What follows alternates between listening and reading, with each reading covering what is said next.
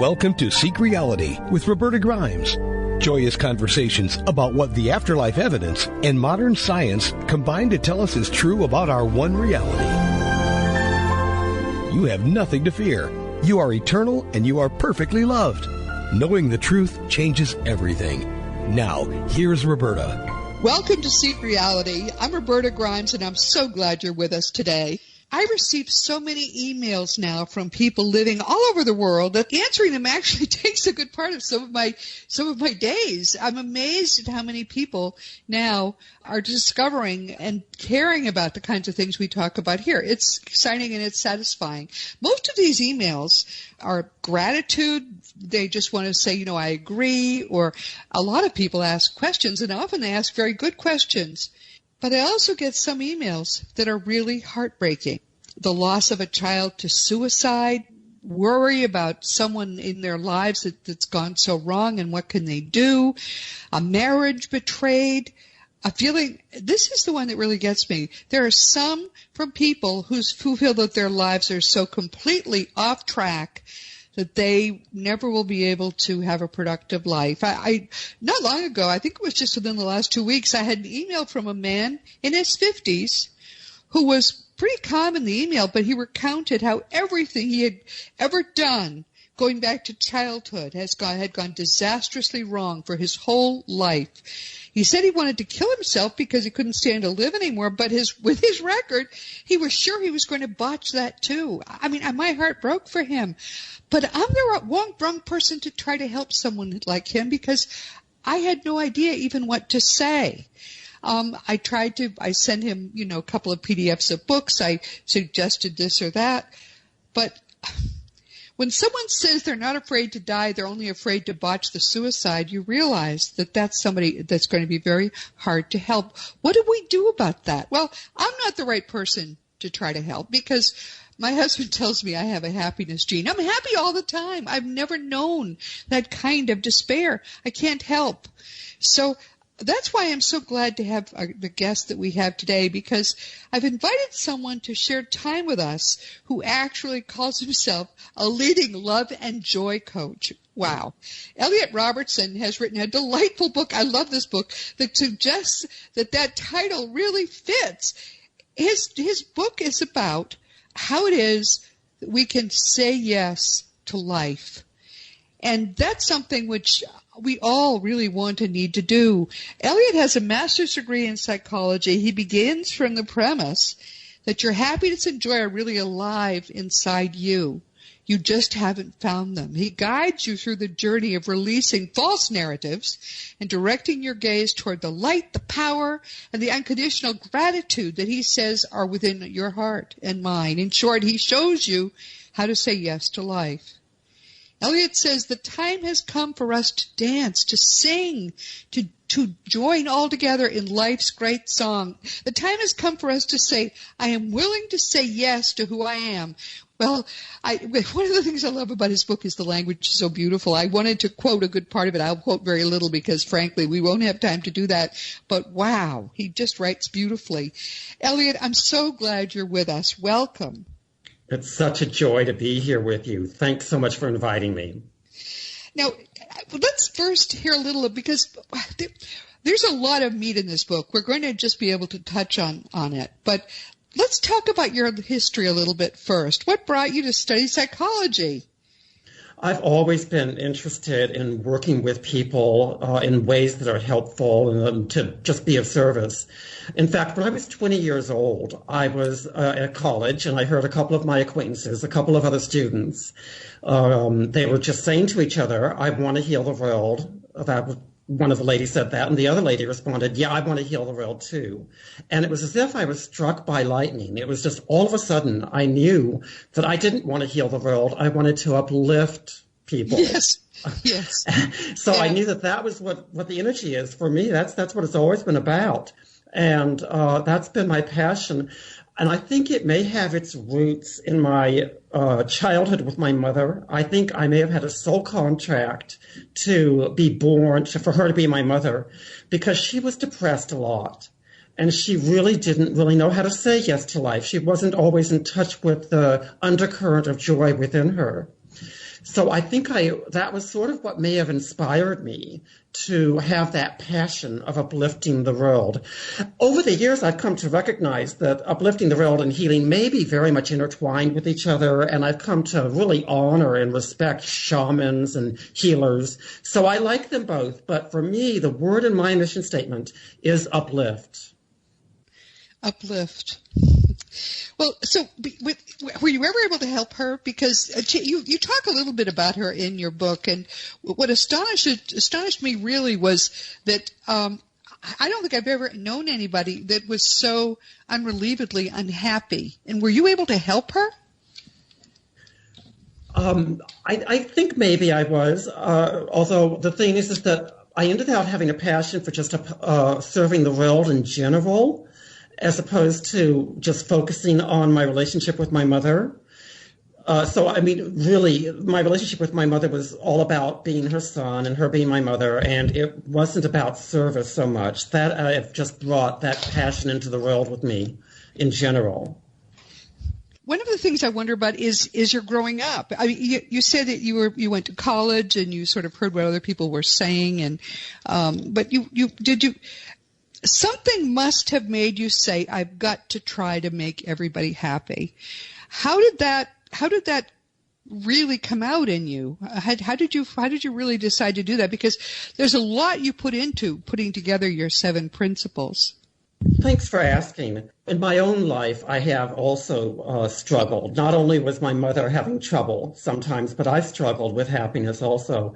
When I was in my youth, I was really very self-judgmental. And in fact, I thought I was too thin to qualify for a romantic relationship, to qualify for going out on dates.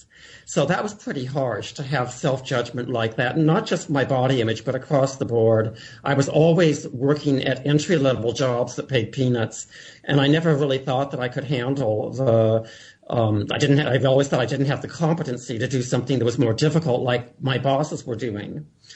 And so I would walk around New York, and I would be really bitter and jealous because I would see people at cafes that I couldn't afford. That was really the soup I was living in for many years. That's fascinating. So, okay, what that tells us, though, is you felt the need to find the keys to happiness for yourself as much as for others. Yes, and I have turned the corner. I'm comfortable in my own skin now, and, my career has turned a direction. And, yeah, so it really was something that I needed as much as my mother or anyone else needed. I love it. That's exactly what I was thinking was probably the case. But so how did you come up with these 7 keys? What made you develop them? In my case, the keys showed up when I was writing the book. I was initially writing about saying yes to God, and then I changed the title to Say Yes to Life. And I just ended up putting all of the paragraphs together, and eventually I decided that I could focus on a number of things. I was just, as I was molding the clay into some ceramic shape, it all sort of fell into place, and I had more keys than 7, but I decided to limit it to 7. Good number, actually. Yeah. It is. Not too much, not too little, yes. Yeah, it's sort of like it all sort of came to me as I was writing the book. On Seek Reality, we talk a lot about the teachings of Jesus and how really they are the key to spiritual growth, to happiness, to so many things, the genuine teachings, not the religion. And one of the things that strikes me about your keys is that some people really don't want anything to do with Christianity. They're quite burned by it. But your keys put some of the same principles together in a totally different way, which to me is a very positive way to put together a set of principles for anyone to follow. Because frankly, everyone, if you don't want to follow Jesus, this is an alternative way to do it. We're going to touch. We won't have time to go into them deeply. We're going to touch on the 7 keys, and you'll see what I mean. But none of this is directly. You talk about some religious figures. You quote some saints and people like that, but you really don't go in and quote the Gospels the way I would do. Again, this is a different way to look at the same core truths. Oh, I so appreciate your pointing that out very much, because for me, I've always had an interspiritual sensibility. I've always felt like we all have our own spirituality. When I was 17, I received the book from a friend, In My Own Way, which was the title of Alan Watts' autobiography. I don't remember anything from that book except the title, In My Own Way.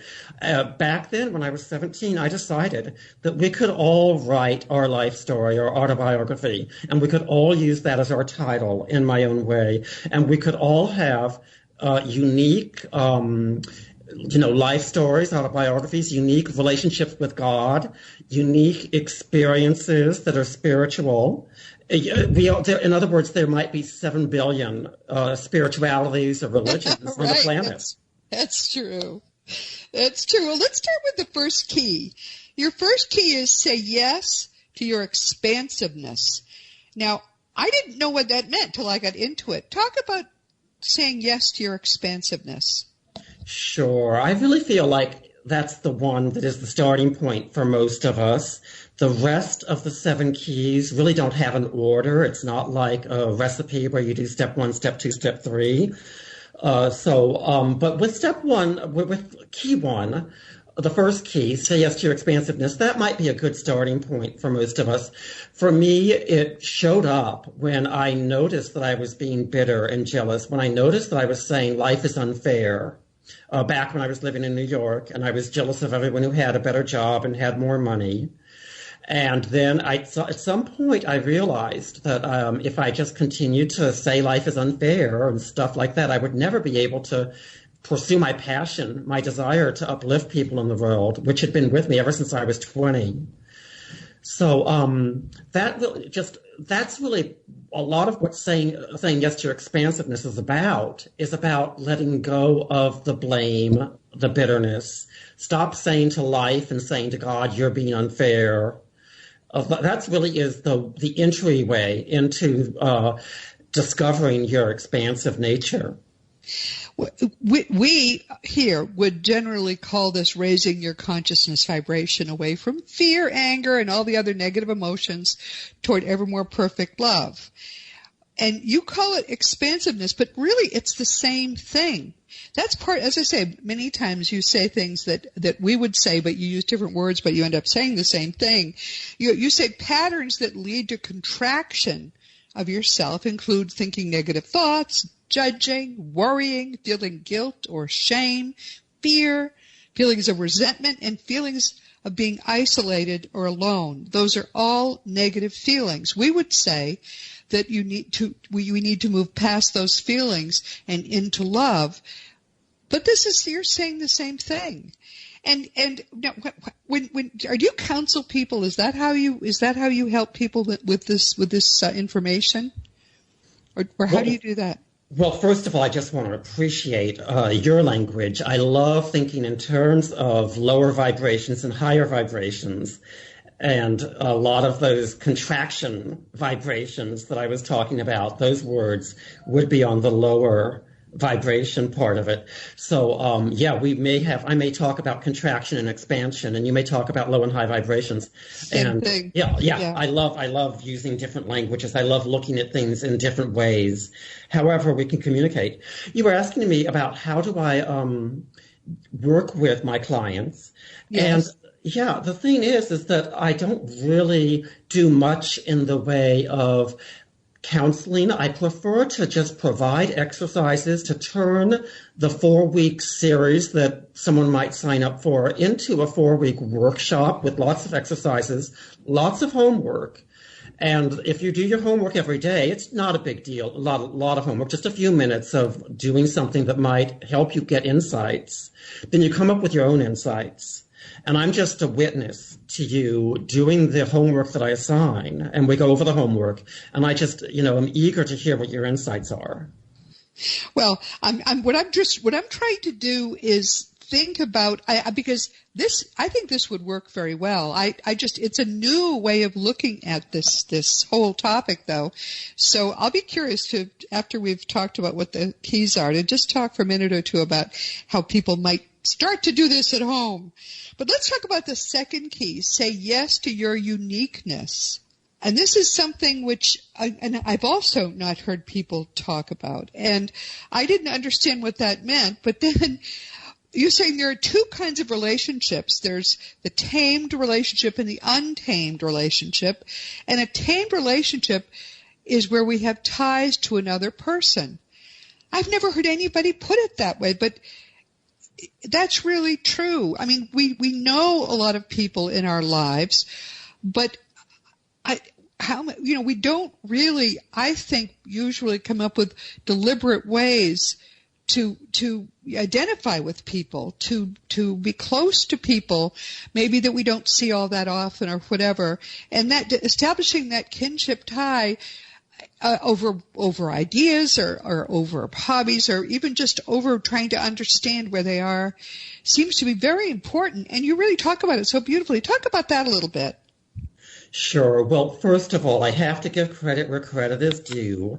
And I learned about how to think in terms of tamed relationships and having ties to other people from Saint Exupéry. And Antoine Saint-Exupéry is his name. He wrote a book called The Little Prince.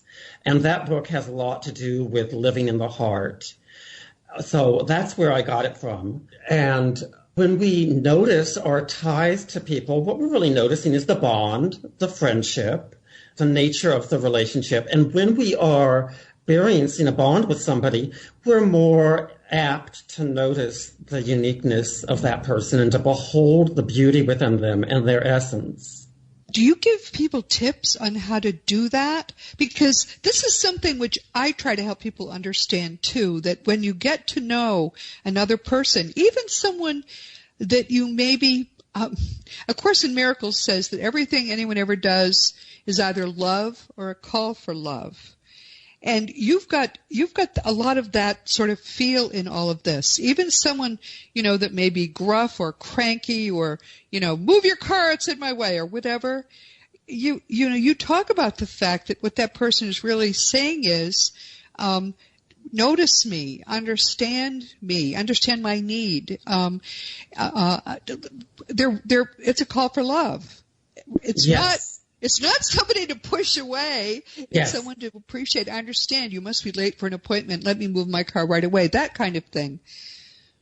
Oh, I so appreciate that. Yes.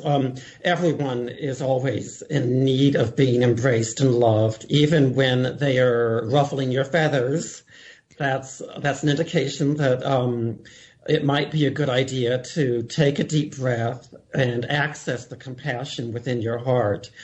So you're asking me, where do we begin? And the answer to that, for me, is it starts with your relationship with yourself. That's what I found, at least in my own life, on my own spiritual growth journey, is that once you have been willing to embrace every voice within you, once you've been able to sit across the table, so to speak, with that part of you that says, I want things to be this way, not that way. I'm all upset with the way things are right now. And say to that one, you are entitled, you have every right to be exactly the way you are. I'm not going to ask you to change. You can be that way, and I embrace you, and I love you unconditionally. When you can do that to every part of you, then the door is opened for you to be extending compassion to other people. One of the things that it occurred to me as I was reading this book is that there are some of these principles people already have, I think. They're internalized. Some of them, though, are things we've never even thought of as important. For example, with this saying yes to your uniqueness is, and especially when it comes to the fact that we've got to recognize the uniqueness of others and recognize their needs and help them. I mean, you talk about the fellow who's someone's yelling at him to move his car. The reaction from most people is to be angry. that someone else is angry with them for something which, it's just natural almost. And learning not to react that way, but instead to recognize the call for love is an extremely important thing. Once you have gotten that principle down, so many other things start to fall into place for you too. And I think, and I saw that in what you said about this key. This is the start of a different way of approaching the world. And when you are approaching the world in this new, fresh way, the world will approach you differently too. And that's something a lot of people, I don't think, recognize. Oh, that's such an insightful perception. Thank you for bringing that up. The thing is that I think we are always at a choice point, at a fork in the road, but we may not see that there are two choices, two forks in the road before us. Yes. And partly because we're just so used to the conditioned way in which we've always behaved, we're so used to our habits, we just don't recognize that there is a choice before us, that we can respond differently. Let's go on to the third key. And by the way, we're only sort of touching on the surface of each of these keys. They're whole chapters to help you go more deeply. But the third key is this. It's say yes to the new. And you say something which is very insightful. It's important to realize that the opposite of faith is not doubt, and that's true, but in fact, the opposite of faith is certitude. And that's what I have been seeking my entire life. I do faith really poorly. Everything I talk about on Seek Reality, everything I teach is based in a certitude of the same kind of certitude you have that the sun will come up each day. It's hard to get there, but when you're there, you're living at a level of peace that you can never achieve with just faith. But talk about saying yes to the new. Yeah, saying yes to the new is being willing to step outside of your comfort zone, step outside of the routines that you're used to, with a level of trust, with a willingness to feel safe and to trust yourself as being able to do things differently, to encounter new experiences that might be coming your way. You say it's saying yes to being free of the past. It's welcoming the possibility of growth. It's an inner posture where you can embrace expansiveness but how you talk about taking joy in knowing that we are beauty, truth, and love ever renewed. It's hard to get to that place. Talk about how we can begin to find, once we get freer from the past, and it should be possible to get free of the past, it seems to me, if we can just recognize that it's not here anymore. Mm-hmm. But going from there, how do we develop a certitude and a courage about approaching the new, especially if, like my poor friend the other day who emailed me, if we've never had a good experience? Yes. Well, one of the things that can cultivate this ability to see yourself in such a positive way is cultivating self-trust. That's one of the ways in which you can fertilize that, yes. So if the world is betraying you, you're developing a greater ability to trust your own ability to at least do one thing right, to two things right, another thing right, or understand more deeply. I mean, even if you feel you're not doing things well, you can appreciate and love other people. And to me, that is the most important thing for us to be doing anyway, right? Yes. And, one of the things that can also help with this is cultivating gratitude. I think that a lot of people who decide they're going to write a gratitude journal sometimes just open the page and think, well, what should I be grateful for? And asking yourself what you should be grateful for is not really feeling the gratitude. So for people who struggle to feel the gratitude, I encourage people to start with appreciation. Keep an appreciation journal first. And say things, write down things, or say things in the shower, like, I appreciate my willingness to learn. I appreciate my heart's capacity to love. I appreciate my love for cats. I appreciate my heart's tenderness, whatever comes to mind. Later on, you can look back at your appreciation journal and you can upgrade it to gratitude. You can go through it and say to yourself, I am grateful for my heart's capacity to love. I am grateful for my willingness to learn. I am grateful for my love for cats. One of the things because I also recommend that people who are trying to grow spiritually begin to keep a gratitude journal. But what I tell people is this: look, it's easy to be grateful for the big things. You know, I'm grateful for the sun. I'm grateful for the ocean. All of the big things. But two things. First, you have to write down why. I think. Why you're grateful for them. What for you in particular is important about the sun, important about the birds, or whatever it is that you're grateful for that day. Just every day do one thing that you're grateful for and write down why. But then you never can repeat that one and go at least a couple of months with your gratitude journal, because what happens then is the first month's pretty easy. You know, you could be grateful for whatever your favorite food is and all. But when you start to be looking for reasons to be grateful for ants, then you develop an appreciation, you begin anyway, you should begin to develop a deeper appreciation for even more things. It opens you to the possibility that, you know, your life is pretty wonderful because all of these things are in your life that are not inherently obviously wonderful, but when you get into what's important and good about them, yes, they are wonderful. So I totally echo what you say about a gratitude journal. I think that it's a very important way to open our hearts. And thank you for introducing me to a new way to approach the gratitude journal. I really do like that, and I might borrow it from you. It's free. Enjoy. Thank you. You know, as long as we're talking about gratitude, I'd love to go back just for a moment to the second key of saying yes to your uniqueness, because part of saying yes to your uniqueness is saying yes to your unique qualities as a human, and also remembering to say yes to the uniqueness of your divine qualities, how nobility shows up for you uniquely. What is it about your magnificence that might be unique to you? So those are things that can be included in the gratitude journal. That's why I thought of that. Yes. A lot of things about you are things that should be on your list. That's why we have to go for at least 2 months, because we have to exhaust all the good things about you too. But I do think it helps people feel much better about themselves. So I agree with that. That's a wonderful, wonderful tool. So let's go on to the fourth key, which is say yes to knowing what you want. Wow, that's a hard one to do. Talk about that.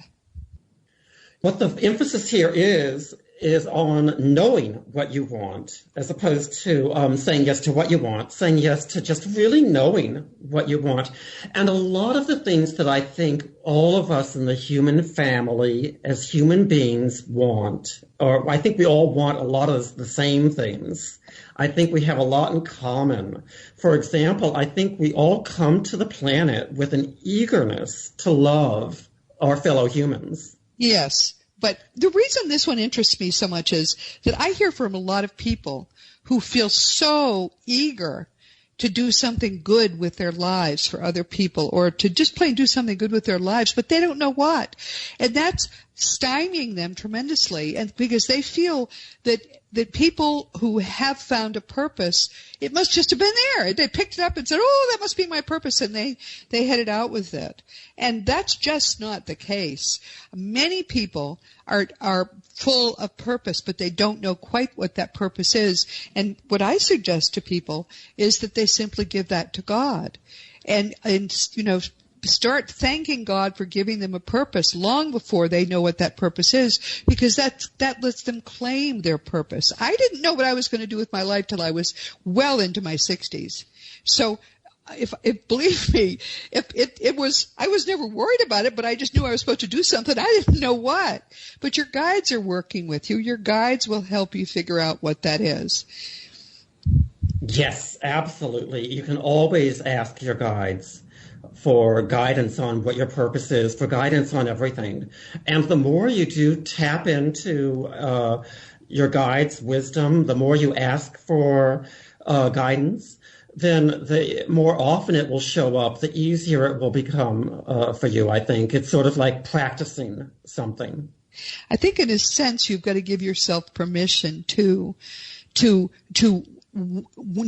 to want things, whatever those things are that are coming out of your deeper self, because very often we're inhibited. We think, I should want to be a saint. I should want this or that big thing. But if what you really want from your core to be is to be the best possible cook, do that. Discovering what's in you in terms of a drive is very important, which is why saying yes to knowing what you want is, to me, a very good core principle. Yeah, I appreciate that. And I'm glad you said to honor what's the core desire, the true desire that's really way down in there. Yes. We do have a lot of whims that show up that aren't necessarily really our true heart's desire. So that's what you need to be going for, is just go within and tap into what is it that is really true for you. Yep. As I said, there's a lot more in each of these keys than what we're saying, but what I want you just to do is to sort of understand that these are all different ways of approaching the core problem that we all have, which is, how can I best live the best possible life? Find happiness. And happiness is not superficial. Happiness comes from deep inside you, which is something wonderful, too, that you also point out. So these keys are all different ways to approach that same core peace, joy, and happiness that are already, as Elliott points out, inside you. So, okay, here's the fifth key. Say yes to freedom from the past. Yes, that is such an important key. And, I focus on saying yes to freedom from the past in terms of letting go of the old beliefs you've had about yourself and letting go of self-images. Maybe when you were 10 years old, you were at a piano recital, you made some mistakes, you were so humiliated and embarrassed. And then maybe the same year, you had a lot of successful things that happened, but maybe you decided that you don't do well under pressure, even though it was just one time out of 10 times that you didn't do well under pressure. Those are the kinds of things that we need to just go within and be willing to release. One of the things you say is that we are set free from the seeming limitations that we see as our limitations when we realize they're distortions of reality. We're set free from our interpretation of the world as harsh and unfair when we burst the bubble of interpretation by simply noticing that it is a bubble. It's just an interpretation of reality. It's not a true representation of what God creates. We also set ourselves free by releasing our opinions about who we are. That's a wonderful, to release the opinions. Most of the opinions that you have about yourself are opinions that came from others. Your parents told you this or that about yourself. Oh, why are you always late? Or, how come you can't get into A? Or, you're always the slowest one on the team, or whatever. They say these things so inadvertently, and they give us for life a sense that we are less in some way, or that we are deficient in some way. And those we carry into adulthood, those beliefs. And what you talk about here as freedom from the past is, I thought, in large part, freedom from these false beliefs about yourself and about the world, which you carried forward from, even in some cases, when you were very small, because none of that is real. That's right. Yes, and we can become free from all of the things that we heard from our parents and so on and so forth. It is possible. One of the things that might be helpful for some of you might be just when you are in touch with a negative thought about yourself and you're just struggling with, I'm not good enough to do such and such or whatever, just ask yourself, does God agree with me? Because you need to give God the final word about who you are. Arguing with God is not a humble thing to do. No, that's true. That's true. But I think a lot of this of the work you do is about giving yourself permission, because we tend to worry about that.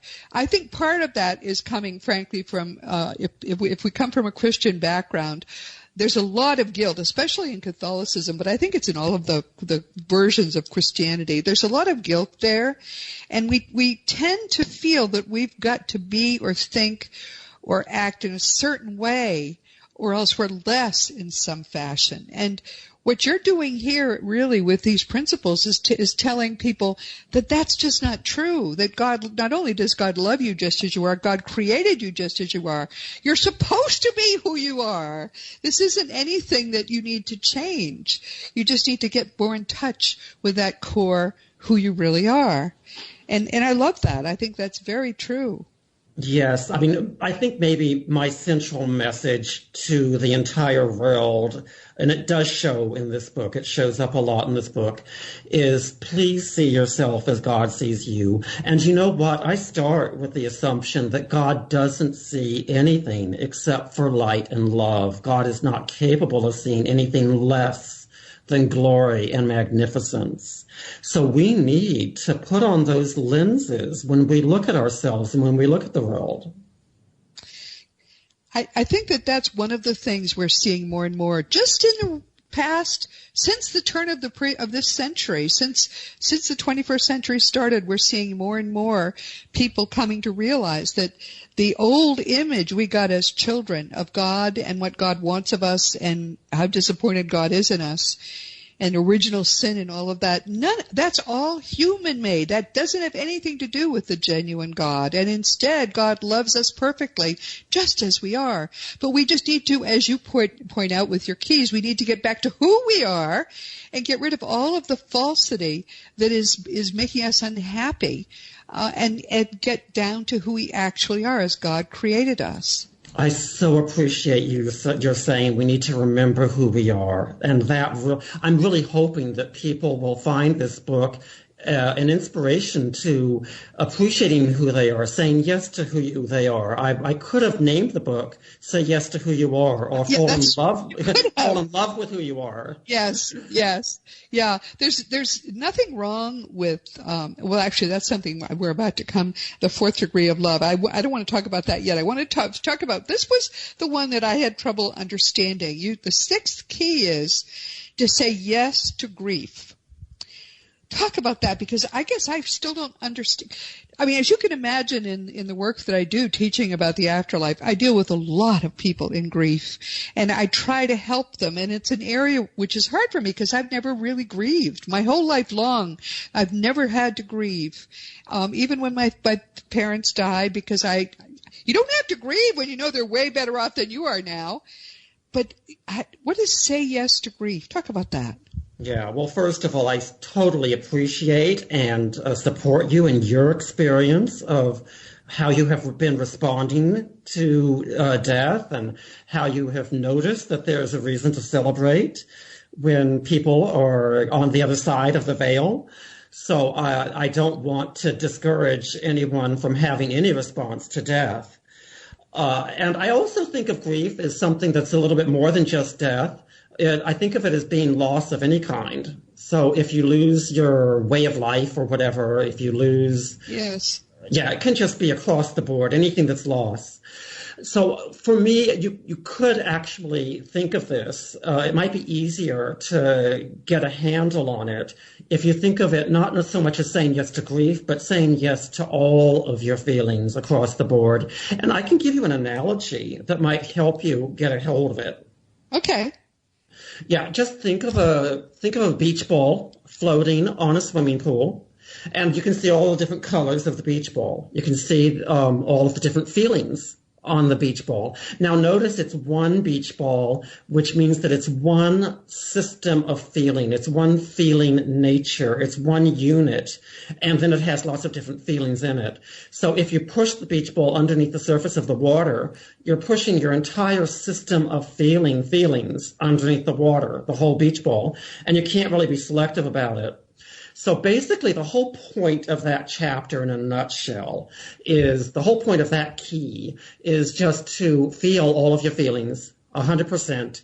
Do not repress any feelings. Let them flow through you. Dance with the feelings that show up and go with the choreography throughout the day. Otherwise, if you just end up selecting some feelings that you want to get rid of, say anger, you decide that that's not appealing, you don't want to have any of that, and you push the beach ball down, you're also going to miss out on the joy and happiness.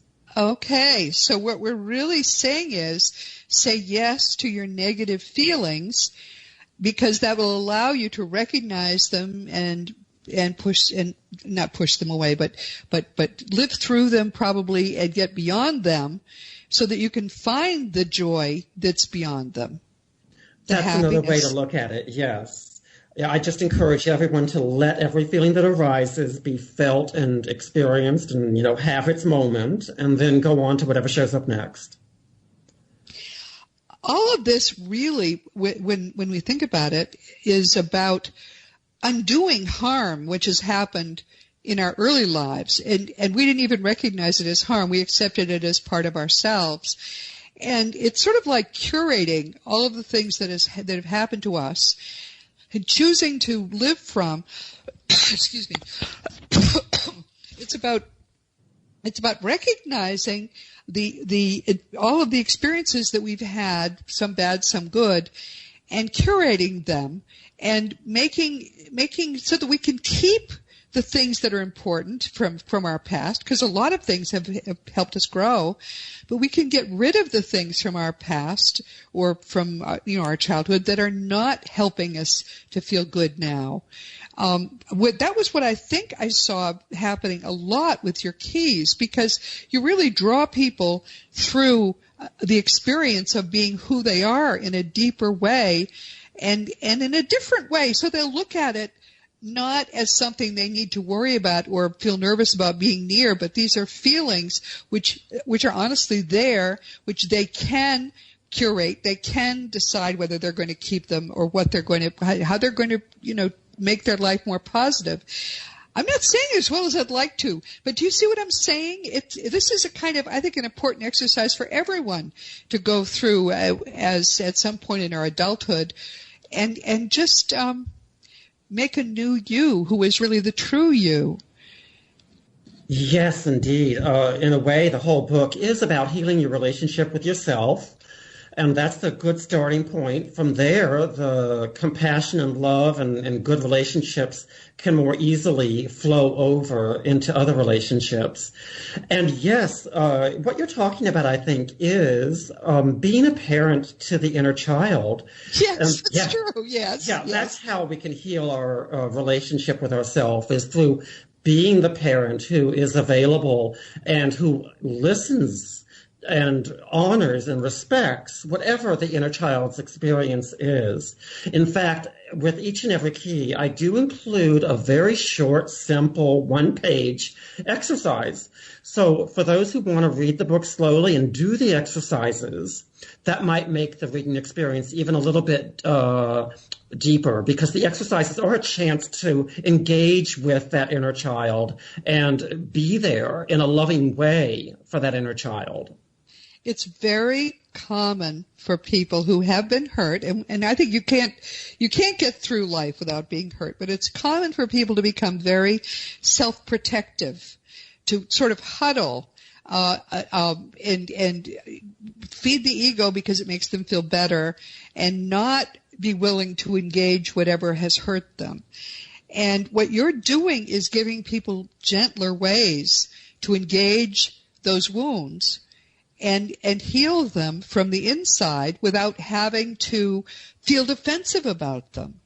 Yeah. I mean, you are, someone wrote a book, I'm okay, you're okay, or something, but you're basically, in a very deep way, telling people that they're okay and helping them to learn that for themselves, as opposed to just glossing over things, but just to heal the wounds. And to me, that is very, very important, because a lot of people, that's what their primary problem is in life. That's why they're angry. That's why they have, people don't like them. They don't seem very nice because they're really protecting themselves, protecting areas that feel wounded.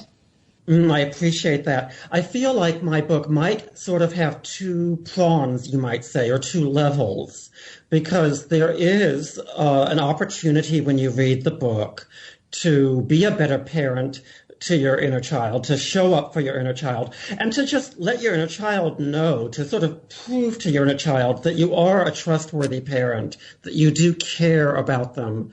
Just extend that message, I care about you, to the inner child in all these different keys, in all these different ways.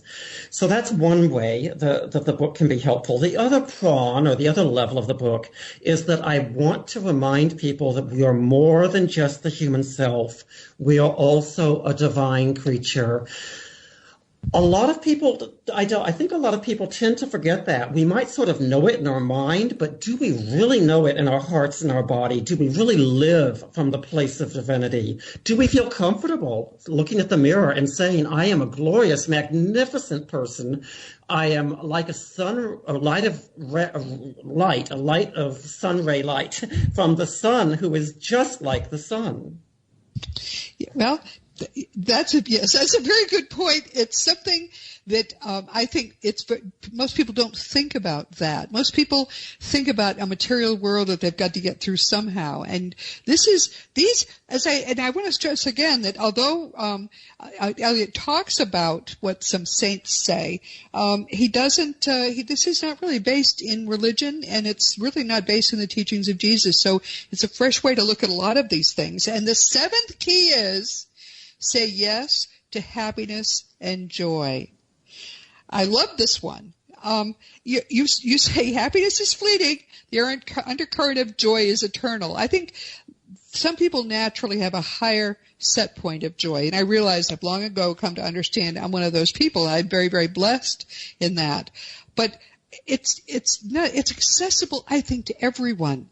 It's just something that we have to it's sort of like buried for a lot of people, and we've just got to get rid of the garbage that's in the way so that we can expose the joy, and then we can be happy all the time. You quote Saint Bernard. Now, I always thought of Saint Bernard as a dog, but I guess he was also a saint, right? And he wrote about 4 degrees of love. Talk about that. Sure. The highest form of love is loving yourself for the sake of God, or you might want to say loving yourself for the sake of the universe. Because when you love yourself, you send out a high vibe to the entire cosmos, and you end out uplifting and healing the entire world. Well, that's a lovely thought. Another way we might look at that is once you're vibrating high enough, and we talk here a lot about raising our consciousness vibration toward love.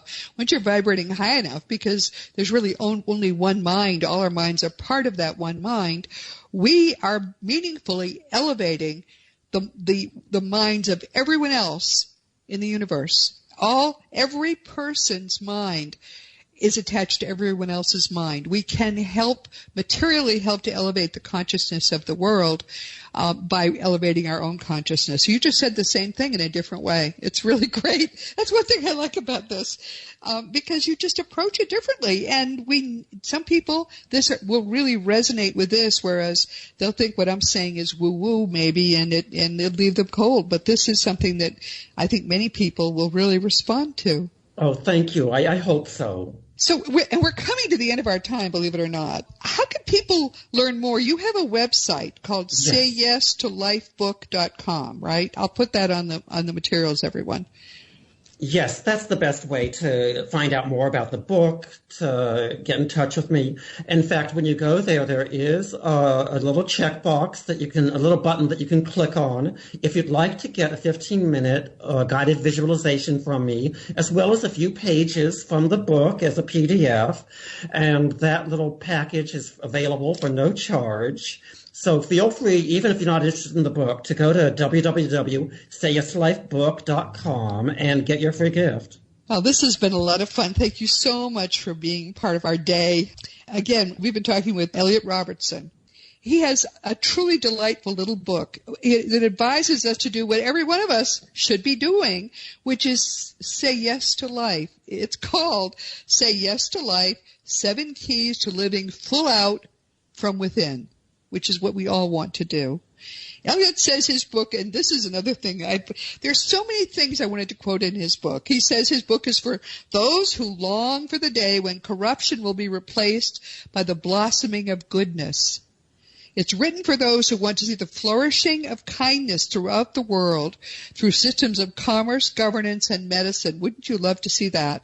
This book is written for those who trust that a benevolence is at the helm of humanity's ship, even when the seas are choppy and storms rage. It's written for those who long to accept the presence of divinity within them, and for those who take joy in considering what their experience in the world might be like if they were to become more intimate with the inner knower. I think that sounds like everybody I have ever known. We all want that deeper living, that ability to access more of who we are and of what is available for us in the greater reality. And I think his book is a very helpful way for many people to do that. It's kind of the gospel teachings gently and powerfully reimagined for today. It's a gateway to much deeper and more exalted living. I think Say Yes to Life is really going to help a lot of people. I'm surprised that you sort of just sat down and wrote it, but you were probably channeling your guides, which is what we tend to do if we're if suddenly we feel inspired, we sit down, we write, and there's a book. That's sort of the way what happens to me too. I can't write on my own. I've got to wait till they're there. So I see the work of your guides in this, Elliott, very much. Well, thank you so much. I appreciate everything you're doing for the world, and I appreciate all of your kindness. Thank you, dear. This has been Seek Reality, everyone, with Roberta Grimes, and I'm really glad you could be with us today. Please don't ever forget that you are a powerful, eternal being. You never began and you never will end. And when you really get what that means, I say this every week, but it's true. When you really understand that you are eternal and it's impossible for you ever to die, it's going to change everything in your life for the better. Next week, we will be talking with psychic medium Mark Anthony, who will be here for the fourth time. Part of the fun of my teaching and speaking at conferences over the past decade has been meeting a lot of people who are working in one aspect or another of what is really a gigantic field of study. Mark is someone I've known for a number of years, and I've shared a number of meals with him, lunch or dinner at conferences, and we talk about, we talk shop, basically. He's a very good medium, but he's also someone who's interested in the broader field of afterlife research, and frankly, most mediums don't seem to be interested in any of that. I told him it had been almost 3 years since he was last with us on Seek Reality, and so we talked about what we could talk about together next week, and what we're going to talk about are two things that we haven't talked about much here.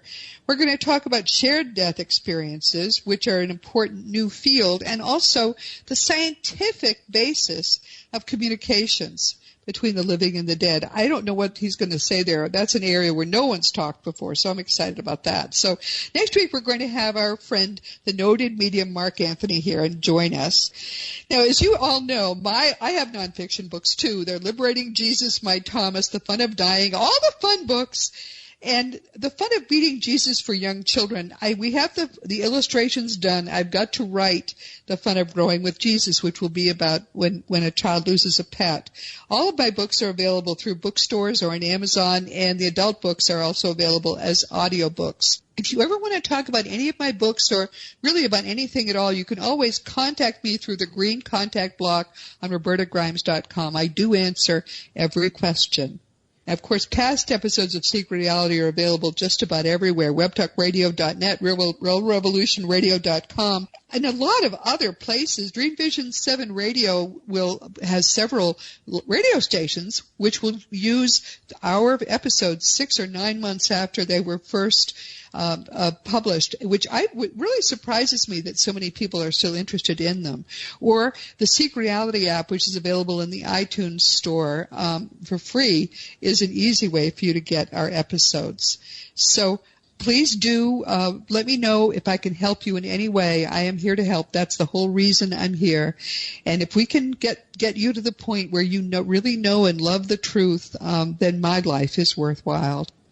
Meanwhile, though, this has been Seek Reality with Roberta Grimes. Please enjoy, please make the most of this coming week in our one reality, always knowing that you are a powerful, eternal being, and you in particular, in the whole universe, you are infinitely loved. You've been listening to Seek Reality with Roberta Grimes. Roberta blogs and answers questions at robertagrimes.com. Join us every week as we explore what the afterlife evidence and modern science combine to tell us is true about the one reality we all share. Knowing the truth changes everything.